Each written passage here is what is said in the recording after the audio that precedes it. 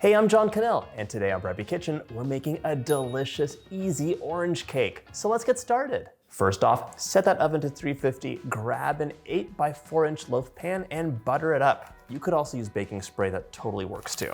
I'm so excited for this recipe because orange is one of my favorite flavors, and where I grew up in Los Angeles, we had orange trees and lemon trees at the house. This is a recipe my mom would make a lot. Tablespoon of flour, just kick it around. The rest can go right into our bowl.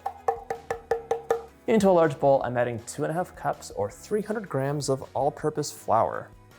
Measure your flour correctly. If you're not using a scale like me, just make sure to fluff it up and don't pack it down. Because a lot of times we use too much flour in our baked goods and they end up being dry and bready. It's not fun. 3/4 of a teaspoon of baking powder for leavening. 1/4 teaspoon of salt, just for a little bit of contrast. And we're gonna sift this out. Sifting is optional, but it sparks joy for me. Grab a whisk and whisk it up. This recipe is such a great way to use up oranges and have like an amazing explosion of flavor. Orange is not used enough for desserts. I want 1 cup of sugar in another bowl. That's 200 grams. I get a lot of questions about reducing sugar in recipes. And while you can reduce the sugar, there's a consequence. And it's not just about the sweetness. Sugar does give you that wonderful sweet flavor, but the other thing it does is make things soft. So that soft melt in your mouth texture you get from cake is not just from the butter and everything else. The sugar changes the texture. So as you reduce that, you're gonna get a breadier baked good. So you can do it, but just be forewarned. This recipe has a little bit of a twist, and some of you might know it already, but we're not gonna add the eggs and oil and stuff in right now. We're gonna add the orange zest. Orange zest has so much flavor. A lot of the acid that's in the orange is in the skin. So it's flavor packed and really gives you some contrast and a little brightened lift. Using a rasp to just zest my orange, all I want is the outside. I don't need that bitter pith. A rasp is a wonderful tool to have in the kitchen.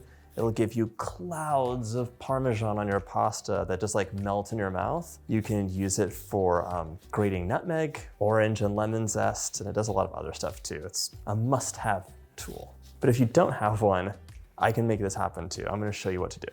I want about 2 tablespoons of orange zest, and you can go a little bit heavier on it for more orange flavor if you want. And when I make this recipe, I really try and find organic oranges just because we're using the skin, and if they were sprayed, the spray is on the skin. So try and use organic, give them a good wash to get some wax off if they've been waxed. If you don't have a rasp, just grab a sharp knife and you're going to carefully, surgically remove the skin of your orange, little strips like this. And you see it's hard to get just the skin, but some pith is okay. Then you're gonna give it a nice fine chop.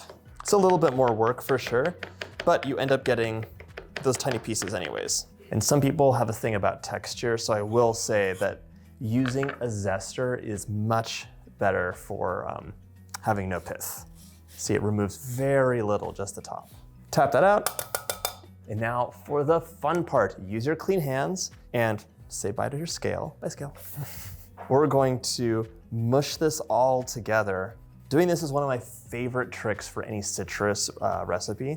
This expresses all of the oil out. So it's going to break down that zest so you won't have any like chewy moments that get stuck in your teeth. Not that that would happen anyways. It also releases all of the flavors. The flavor is just coating all the sugar. It's gonna dissolve in everything else and be amazingly delicious. So you can see the sugar is totally changing color right now. And that's just from orange oil that's coming out of the skin. I'll do this for a little bit. I really just want to get all that orange flavor out and have this be packed with deliciousness. And look at that. Do you see how it's sticking together? It's almost like a wet sand texture. That's all the orange flavor that we worked in. So kudos to you for making that happen. This works with lemon cupcakes and lemon cake too. So use this for all citrus recipes. It is great. Right now I have 3 naked oranges. That's what my mother-in-law calls them, and it's true.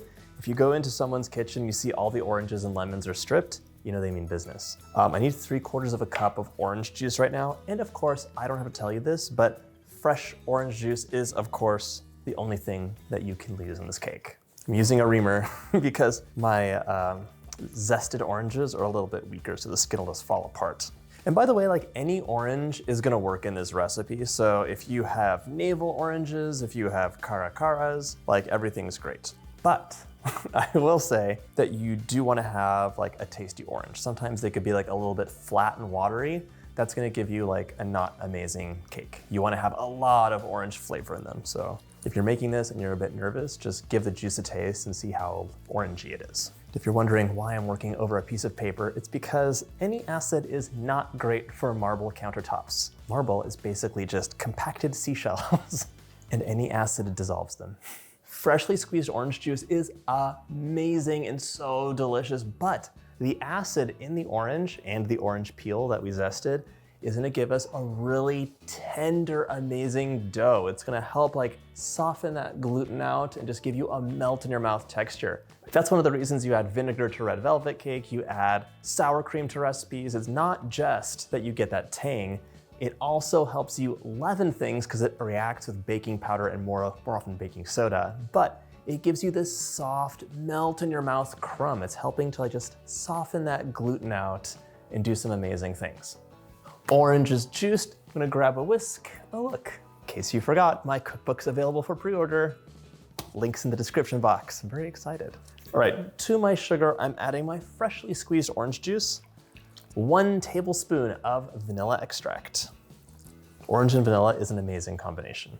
I'm also adding 1 cup or 240 mils of veggie oil. If you don't want to use veggie oil, you could use any oil that you like that's mild. So like grapeseed oil, avocado oil, even olive oil. Olive oil cakes are delicious. Okay.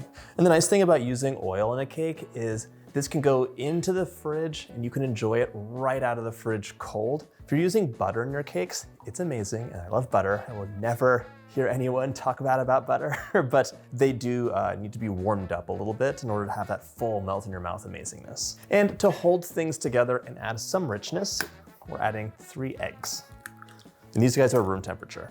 When you're making a cake, you just don't want to use cold ingredients because this is gonna take a long time to bake in the center. The colder your batter is, the longer it'll take to bake in the middle, and that means the edges will be kind of burnt and dry. We're gonna give this a whisk and get it nice and smooth. And by the way, if you have like just a couple lemons, but you have some other citrus fruits, you could do any kind of combination that's gonna be nice for you, like grapefruit, lemon. You can add those into the orange flavor, tangerines. They'll all work and you'll have a nice, like a combination of flavors. I think on the blog, I have a grapefruit champagne cake. You can let me know if you want that on the channel. Okay, this looks nice, beautiful color. It smells amazing. Now we're gonna combine the two. I will not be using this whisk. That would be a bad idea. It all just gets clumped inside. So instead, I'm gonna pour that in, get it all out.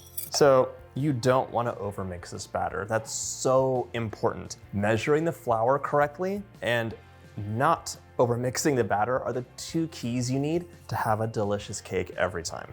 You're just gently mixing and folding this together until you see almost no or no streaks of flour left. So I would never do this with an electric mixer. I would use a spatula or my favorite little dough whisk. This looks great. Okay, this is gonna go right into my 8x4-inch loaf pan. Pour that all in. Oh, love that. This goes into the oven 350 for about 1 hour and 10 minutes or until a toothpick in the center will come out clean. If it looks like it's taking on too much color after 40 or 50 minutes, just loosely cover it in foil and it'll be nice and protected. Once your cake is out of the oven, let it cool in the pan for about 15 minutes and then you can transfer that over to whatever you're gonna serve it on. Set that aside to cool completely to like just a little bit warm. In the meantime, we're gonna make the most amazing orange glaze ever. It's super easy too. 1 cup of powdered sugar. It's like 120 grams. I want a few tablespoons of orange juice. It's really up to you. It's about half an orange. And yes, you could use blood oranges for this, which is one of my favorite things to do in baked goods, and you get the most beautiful shade of dusty pink ever. I'm adding in the zest of half of an orange right now, so much flavor in there. Set the scale aside and just give it a whisk.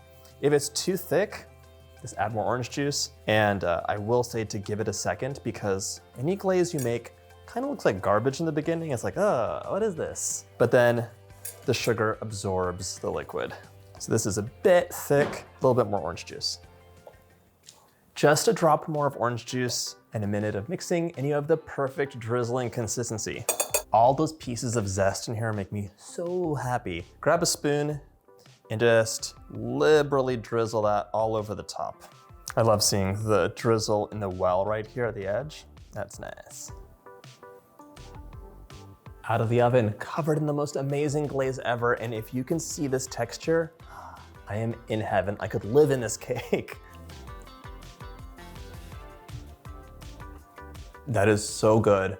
The orange flavor, lovely throughout, crunchy on the outside, so soft in the middle. I hope you get a chance to make this recipe, and if you like this video, check out my easy cake playlist.